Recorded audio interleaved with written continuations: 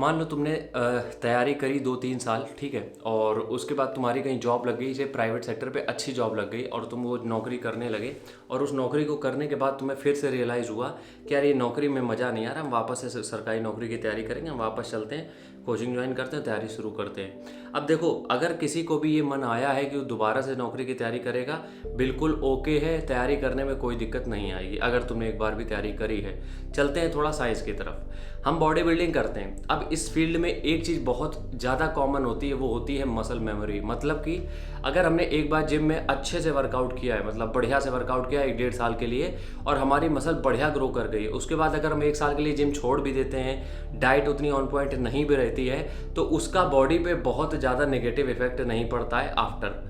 क्योंकि उससे मतलब हम बताते क्या होता है, अगर मान लो तुमने 1 साल दबा के वर्कआउट किया, बढ़िया बॉडी बना लिया, 1 साल के लिए तुमने डाइट और वर्कआउट छोड़ दिया या फिर बहुत बेकार चल रहा है तुम्हारा, और तुम दोबारा से शुरू करना चाहते हो, तो मसल मेमोरी का मतलब ये होता है मसल टिश्यूज एडॉप्टेशन। मतलब कि मसल टिश्यूज आपका जो भी लोड है वो बहुत जल्दी अडॉप्ट कर लेते हैं। जैसे कि तुम अगर 7 दिन के लिए वापस से जिम ज्वाइन कर देते हो, प्रॉपर वही डाइट लेने लगते हो, तो तुम्हारा मसल उसी शेप में आने लगता है, तुम्हारी मसल बहुत फास्टर ग्रो करने लगती है और सब चीज़ें 1 महीने के अंदर कंट्रोल में आ जाती हैं। इसी तरीके से पढ़ाई है। अगर तुमने पढ़ाई कभी भी करी है, 1-1.5-2 साल करी है, तो ये तो पक्का है कि तुम भूल जाओगे। अगर तुम्हारे बीच में 1-2 साल का गैप आया तो तुम भूल तो जाओगे, पक्का है। लेकिन उसके बाद जब तुम दोबारा चालू करोगे, तब वो जो मेमोरी है वो वापस से हिट करेगी, और यकीन मानो मुश्किल से 7 से 10 दिन लगेंगे तुम्हें वापस से बैकअप मारने में, और 7 से 10 दिन में ही पूरा काम हो जाएगा। और ये बात कोई मजाक वाली बात नहीं है या फिर कोई हवा हवाई बात नहीं है, ये बिल्कुल फैक्ट है और ये चीज़ें काम करती हैं। लेकिन अब काम क्या करना है वो हम समझाते हैं।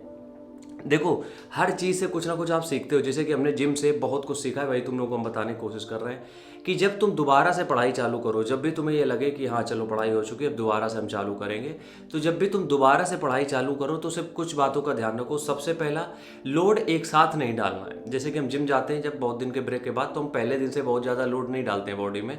तो तुम्हें भी यही करना है कि जब तुम दोबारा से तैयारी शुरू कर रहे हो, तो दिमाग के ऊपर लोड बहुत ज़्यादा नहीं डालना है अपन को। क्लियर है? बहुत ज़्यादा लोड डालने का मतलब यह है कि एक ही घंटे में 10-10, 12-12 घंटे पढ़ने की जरूरत नहीं है अगर तुमने बहुत बड़े ब्रेक के बाद तैयारी शुरू करी है। ठीक है? तुम्हें करना क्या है? तुम्हें करना सिर्फ इतना सा है कि जब तुम दोबारा तैयारी शुरू करो तो अपने छोटे छोटे प्लान बनाओ। जैसे कि डेली के 4-4 घंटे के, 3-3 घंटे के, या फिर छोटे छोटे सिलेबस के, और इसको हफ्ते भर तक सेम रखो। जो भी तुमने लोअर बेस सेट किया है एक स्टैंडर्ड अपना, कि मतलब हम इतना ही कम पढ़ेंगे, उसको 7 दिन के लिए मेंटेन करो। ये नहीं कि तुम अभी से डेली डेली बढ़ाने लगे, नहीं। जो भी तुमने सिलेबस पैटर्न अपना शेड्यूल बनाया है 7 दिन के लिए, वो 7 दिन को फॉलो करो। अब इससे क्या होगा, तुम्हारी जो मेमोरी है वापस से हिट करेगी और तुम वापस से वही कहते हैं ना, रिकवरी हो जाएगी तुम्हारी। और 7 दिन के बाद फिर तुम अपने जो भी ओरिजिनल शेड्यूल तुम बनाना चाहते हो, जिसके ऊपर तुम काम करना चाहते हो, फिर इजीली तुम काम कर सकते हो और यकीन काम कर पाओगे उस पर। ठीक है? तो क्या ध्यान रखना है, बहुत स्लोली चलना है, 7 दिन के लिए सेम पैटर्न फॉलो करना है, उसके बाद वापस से अपने आप को बूस्ट करना है। राम राम, जय हिंद।